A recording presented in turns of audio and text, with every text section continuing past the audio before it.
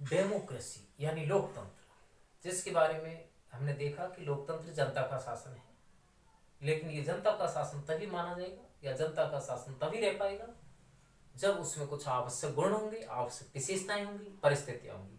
तो आज हम जानेंगे कि लोकतंत्र के सफल संचालन के लिए कौन कौन सी आवश्यक बातें हैं, कौन कौन सी विशेष बातें हैं जिनसे लोकतंत्र सफल होता है। ये बात सही है कि बिना जनमत के लोकतंत्र सफल नहीं होगा, क्योंकि जनमत का मतलब ही क्या होता है? जनता का आधार होता है, जनाधार होता है। और शिक्षा का स्तर अच्छा होना चाहिए, जनतंत्र की भावना होनी चाहिए, स्वतंत्र न्यायपालिका होनी चाहिए, अच्छा चरित्र होना चाहिए, सद्भावना होनी चाहिए। तो ये महत्वपूर्ण महत्वपूर्ण बातें हैं जो लोकतंत्र को सफल बनाती हैं। तो कौन कौन सी हैं? पहली बात है कि लोकतांत्रिक भावना होनी चाहिए।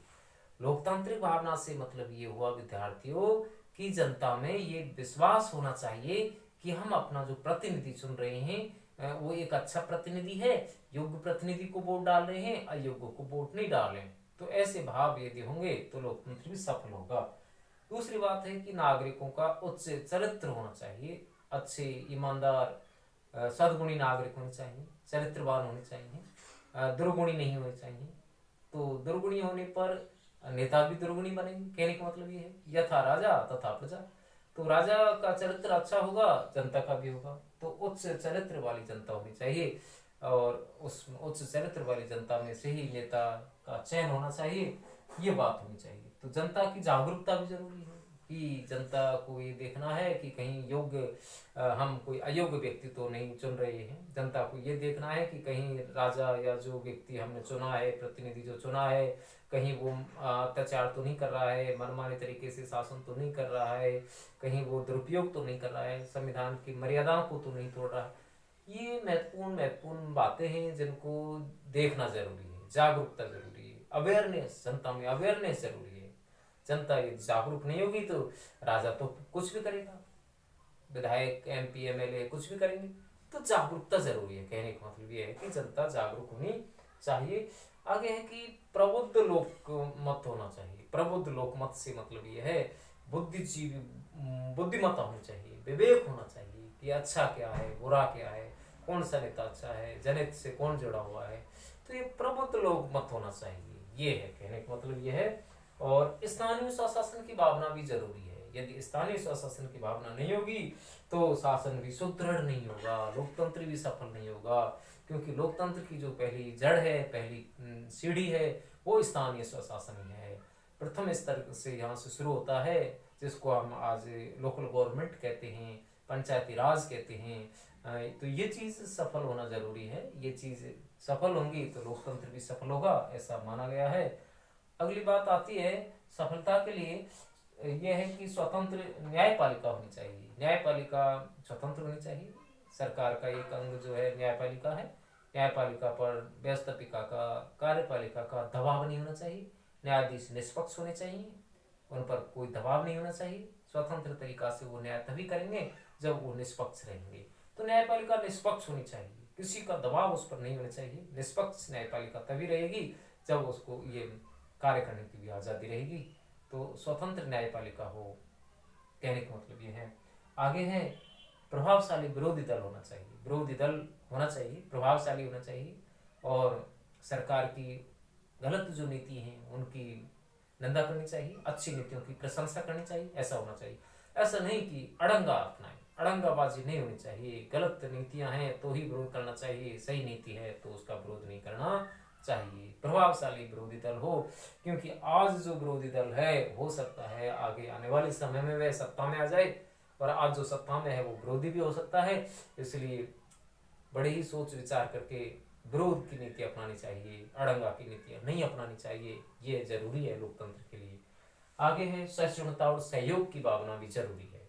यदि समन्वय, सहयोग की भावना नहीं होगी, एक दूसरे की भावनाओं को नहीं समझेंगे तो लोकतंत्र भी सफल नहीं होगा। आज स्विट्जरलैंड में लोकतंत्र, जिसे हम प्रत्यक्ष लोकतंत्र के घर के रूप में जानते हैं, वो क्यों सफल है?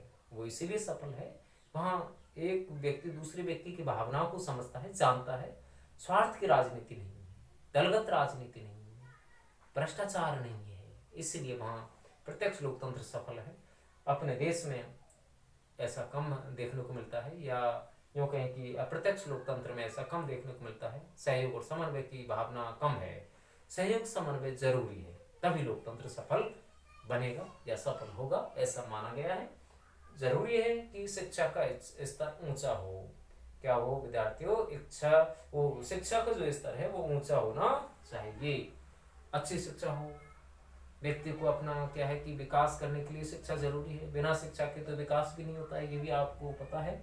तो शिक्षा अच्छी होनी चाहिए, स्वतंत्र होनी चाहिए, रोजगार उन्मुख होनी चाहिए, और ऐसा होगा तभी लोकतंत्र भी सफल बनेगा, ऐसा माना गया है। ये भी चीज जरूरी है।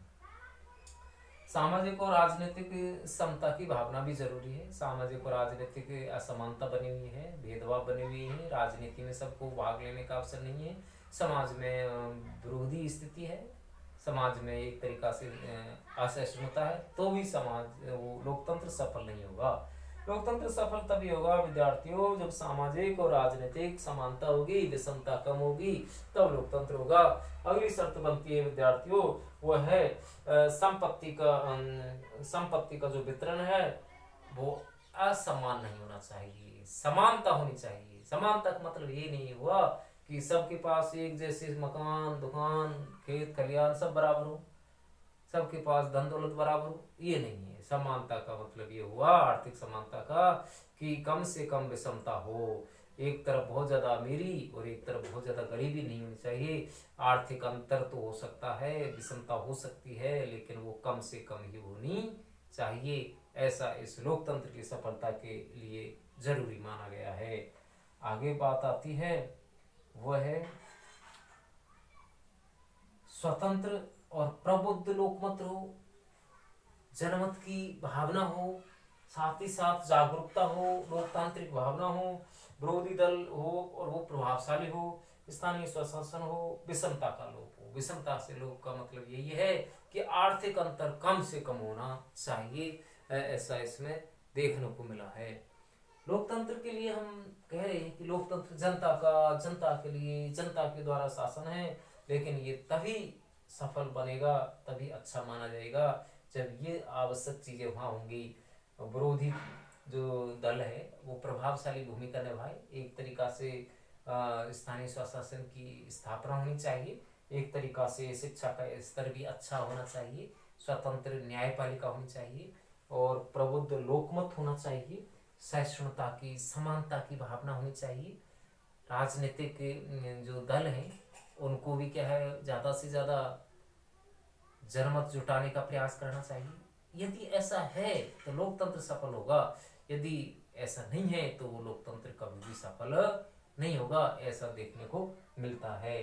तो इस लोकतंत्र के बारे में अब हमने अर्थ परिभाषा को जान लिया है, इसके हमने दो रूप जान लिए हैं, प्रत्यक्ष और अप्रत्यक्ष, और आज इसकी आवश्यक शर्तें हमने देखी। अब इसमें लोकतंत्र के मार्ग की कुछ बाधा हैं, गरीबी, बेरोजगारी जैसी कुछ बाधा हैं, और लोकतंत्र के कुछ सिद्धांत हैं जो आगे अगली वीडियो में होंगे। तब तक के लिए धन्यवाद।